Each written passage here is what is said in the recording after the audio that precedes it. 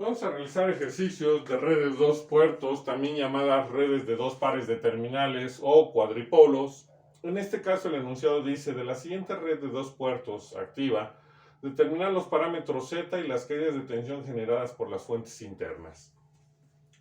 Entonces, si tenemos nuestra red o estructura eléctrica, tenemos nuestro puerto de entrada, nuestro puerto de salida. Se puede ver que en la estructura eléctrica tenemos una, dos y tres fuentes de excitación.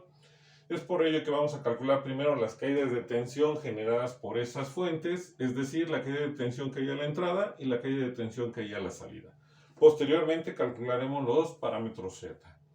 Entonces, lo primero que tenemos que hacer es identificar con qué vamos a trabajar, y en este caso se puede ver que tanto las bobinas como los capacitores tienen números complejos imaginarios.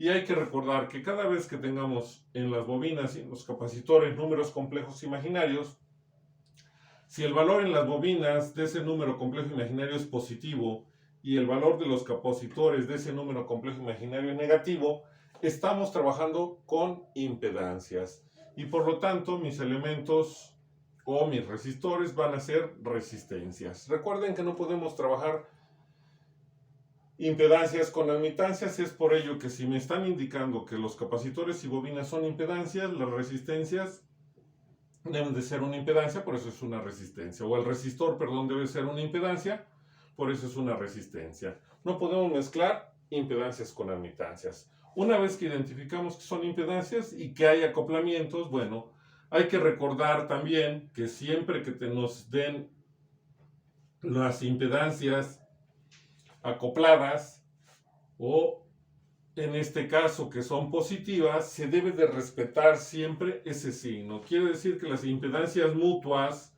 que nos están dando al ser positiva, debemos de asignar sentidos a esos elementos para que nos queden positivos. Entonces, vamos a hacer eso. Primero asignar el sentido de la corriente, de cada elemento. Y vamos a iniciar con este elemento como elemento 1. Le asignamos el sentido que lleva la fuente para no estar adivinando ese elemento, y eso ya condiciona los sentidos de los demás elementos. Nuestro elemento 1, que sería formado por la bobina de 10i, al asignarle la corriente, sale por la marca. Para que cada uno de mis acoplamientos sea positivo, la corriente en 15i y la corriente en 12i también debe de salir por la marca. Es por ello que cuando asignamos ya ahora sentido al elemento 2, que es donde está la bobina de 12i, la corriente la asignamos de tal manera que salga por la marca. Y cuando asignamos la corriente el sentido de la corriente a nuestro elemento 3, la asignamos de tal manera que salga por la marca.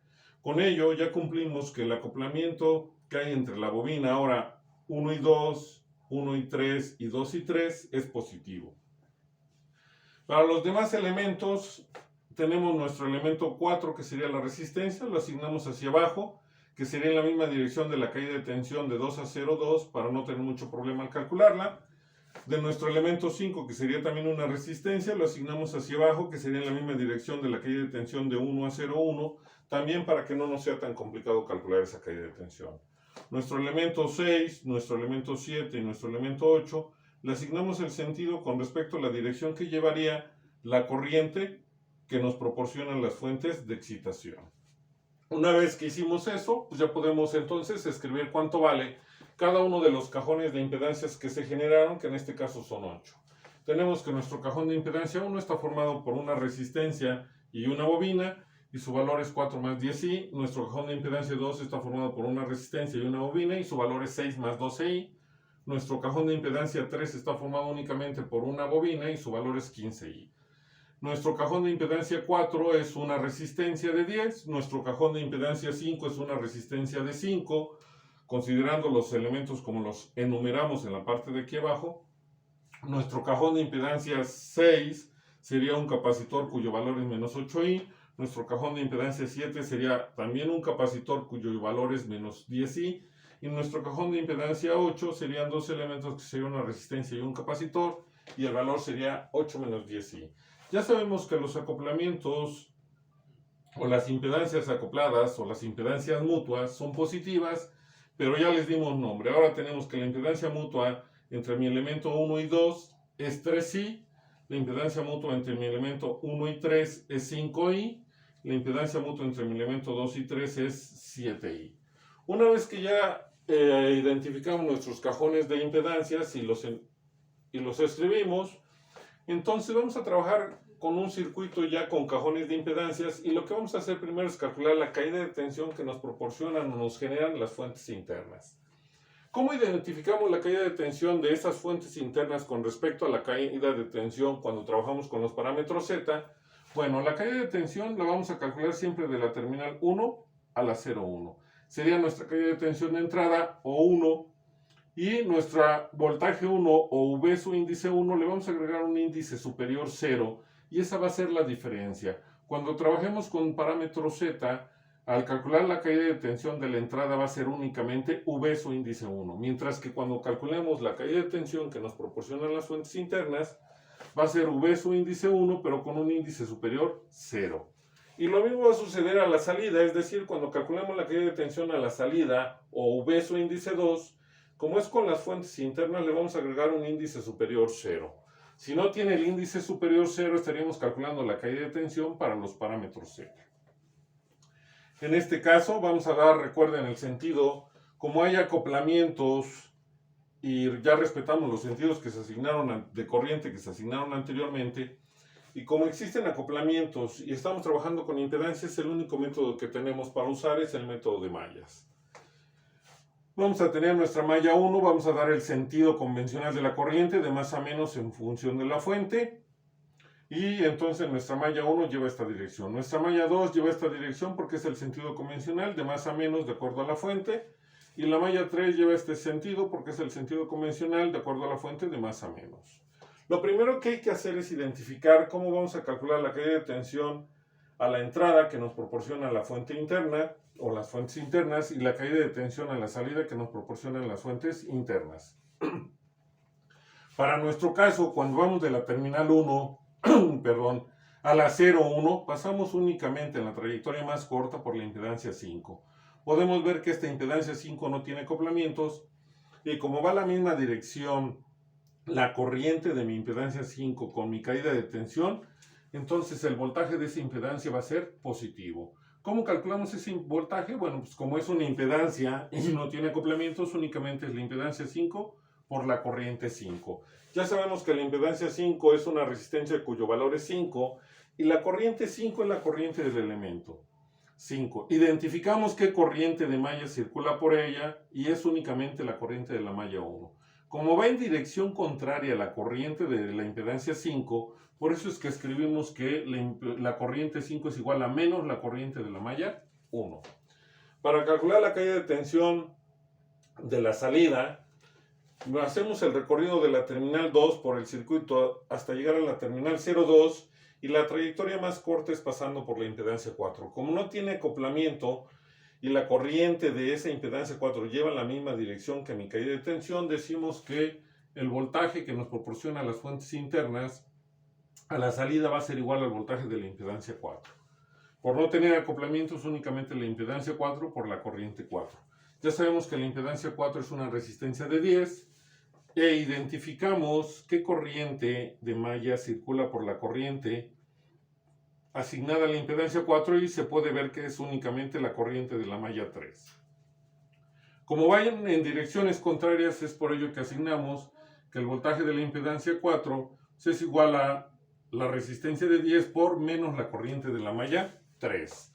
¿Qué quiere decir esto? Que tenemos que calcular la corriente de la malla 1 y la corriente de la malla 3 para poder calcular la caída de tensión que nos proporciona la fuente interna a la entrada, y la caída de tensión que nos proporciona la fuente interna a la salida. Entonces vamos a calcular las impedancias propias y mutuas de las mallas.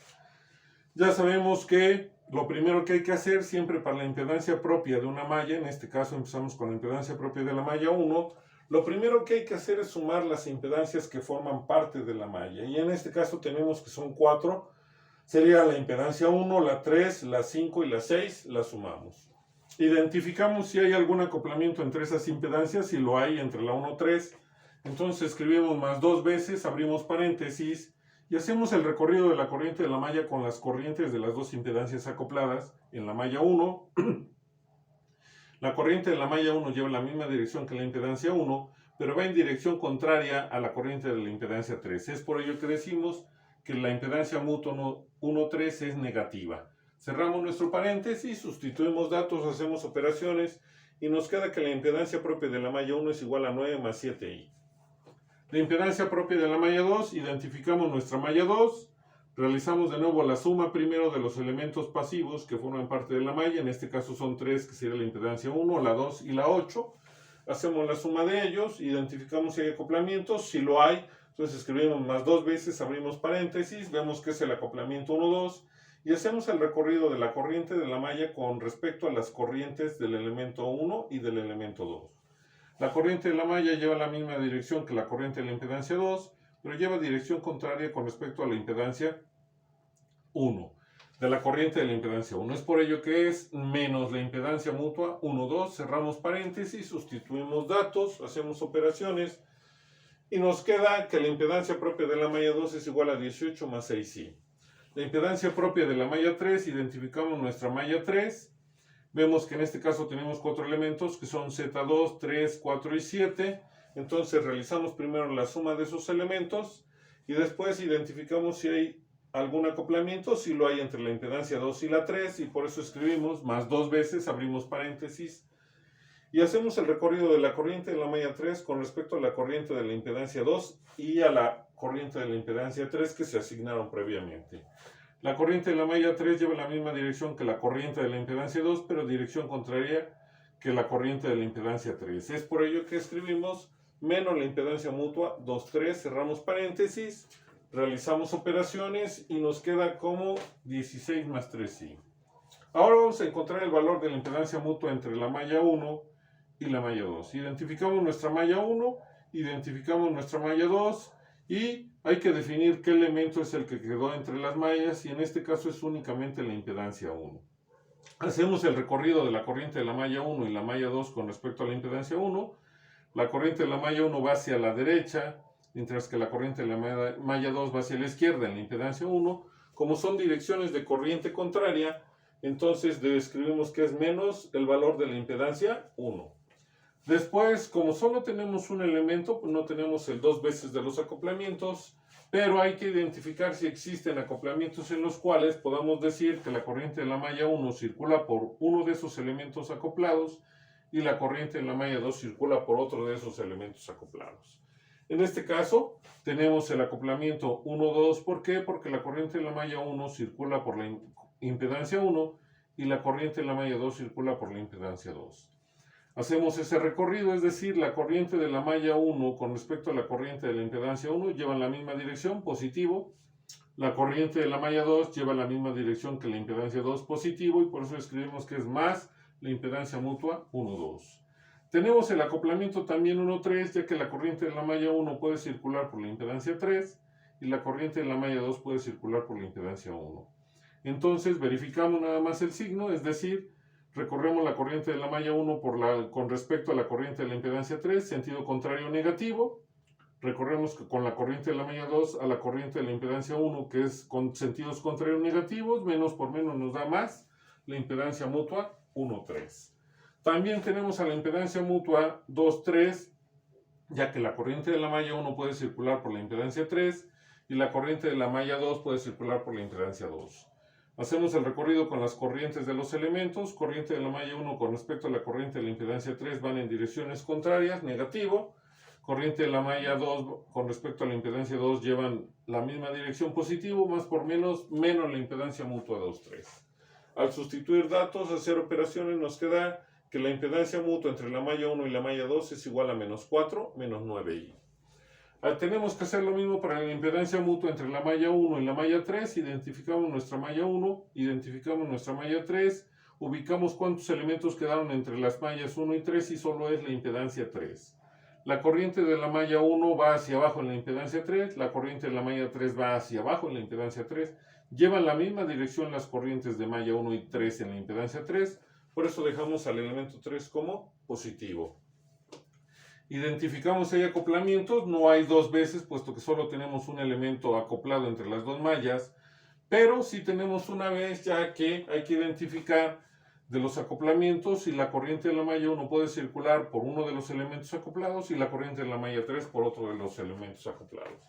En este caso tenemos el acoplamiento 1-2, ya que la corriente de la malla 1 puede circular por la impedancia 1 y la corriente de la malla 3 por la impedancia 2. Hacemos el recorrido de las corrientes de mallas con las corrientes de las impedancias, que ya se asignaron previamente, y la corriente de la malla 1 lleva la misma dirección que la impedancia 1, positivo. La corriente de la malla 3 lleva la misma dirección que la impedancia 2, positivo, más por más nos da más la impedancia mutua 1-2. También tenemos la impedancia 1-3, ya que la corriente de la malla puede circular por la impedancia 3 y la corriente de la malla 1 puede circular por la impedancia 1. Entonces, verificamos su signo, corriente de la malla 1 con respecto a la corriente de la impedancia 1, misma dirección positiva.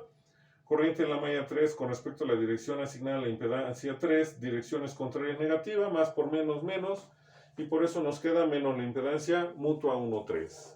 También tenemos la impedancia mutua 2-3, ya que la corriente de la malla 3 puede circular por la impedancia 2 y la corriente de la malla 1 por la impedancia 3. Hacemos el recorrido de las corrientes de malla con las corrientes asignadas a las impedancias. Y tenemos que la corriente de la malla 3 circula en la misma dirección que la impedancia 2, que la corriente asignada a la impedancia 2, y la corriente de la malla 1 circula en dirección contraria a la corriente asignada a la impedancia 3. Es por ello que escribimos menos la impedancia 2-3. Al sustituir datos, hacer operaciones, nos queda como 6i. La impedancia mutua entre la malla 2 y 3, ubicamos nuestra malla 2, ubicamos nuestra malla 3, y entonces se puede ver que el elemento que quedó entre mallas es la impedancia 2. Recorremos la corriente de la malla 2 con la impedancia 2, va hacia la izquierda, la corriente de la malla 3 con la impedancia 2 también va hacia la izquierda, llevan la misma dirección y es por ello que la impedancia 2 nos queda positiva. Como solo tenemos un elemento entre las dos mallas, aunque hay acoplamientos, no podemos tener el 2 veces porque solo hay un elemento acoplado.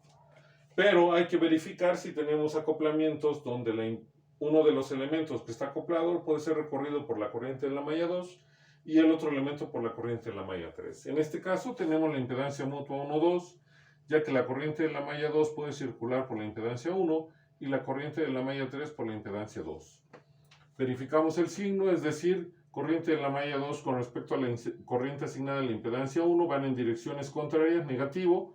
Corriente de la malla 3 con respecto a la corriente asignada a la impedancia 2 van en la misma dirección. Positivo, menos por más nos da menos la impedancia mutua 1-2. También tenemos la 1-3, ya que la corriente de la malla 2 circula por la impedancia 1 y la corriente de la malla 3 por la impedancia 3. Verificamos el signo haciendo el recorrido de la corriente de la malla 2 con respecto a la corriente asignada a la impedancia 1, direcciones contrarias negativa. Corriente de la malla 3 con respecto a la dirección asignada a la impedancia 3, direcciones contrarias negativas, menos por menos nos da más la impedancia mutua 1-3. Por último, la impedancia mutua 2-3, ya que la corriente de la malla 3 puede circular por la impedancia 3 y la corriente de la malla 2 por la impedancia 2. Corriente de la malla 2 con respecto a la corriente asignada a la impedancia 2, misma dirección positiva. Corriente de la malla 3 con respecto a la dirección asignada a la impedancia 3, direcciones contrarias, negativa, más por menos la impedancia mutua 2-3. Sustituyendo datos y haciendo operaciones, nos queda que su valor es 6 más 7i. La impedancia mutua entre la malla 2 y 3 es 6 más 7i.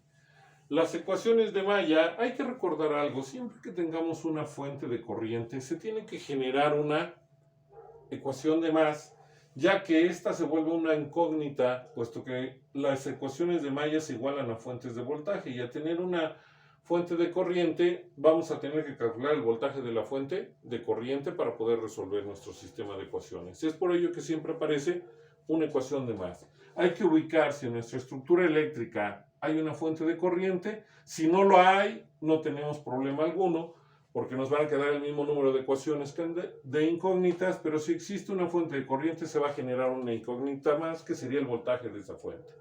Por ello que hay que tener cuidado cuando trabajemos y hay que encontrar esa ecuación de más. Entonces tenemos nuestras ecuaciones de malla, que sería el valor de la impedancia propia de la malla 1 por la corriente de la malla 1, más el valor de la impedancia propia de la impedancia mutua entre la malla 1 y 2, que es menos 4 menos 9i por la impedancia 2, por la corriente de la malla 2, más la impedancia mutua entre la malla 1 y 3, que para nuestro caso es 6i, por la corriente de la malla 3. Hay que identificar si existen fuentes en la malla 1. Si hay una fuente es de voltaje, como la dirección de la corriente de la malla lleva la misma dirección que la corriente de la fuente, por eso podemos escribir del lado derecho de la expresión el valor de la fuente como positivo, es decir, es igual a 20.